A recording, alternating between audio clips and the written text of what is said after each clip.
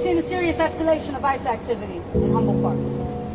And it started early this morning on the west end of Humboldt Park.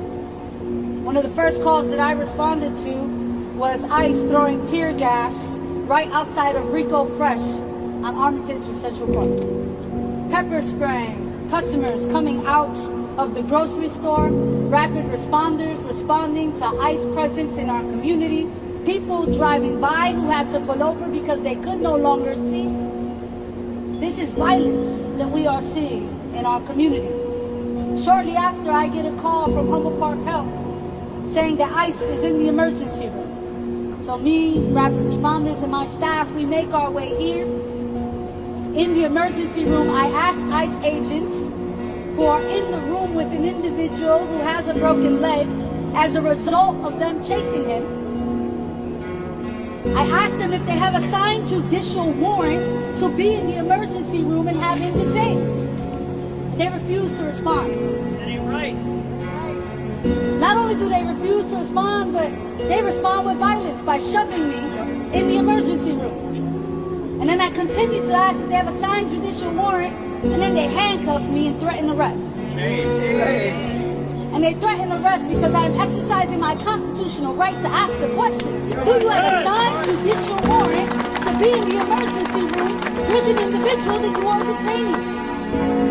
When they walk me out of the emergency room, several vehicles pull up, a white expedition with border patrol is ready to put me in the car. And I simply ask, what did I do wrong? Outside of asking you if you have a signed judicial warrant, I want you to articulate to me, what law did I break?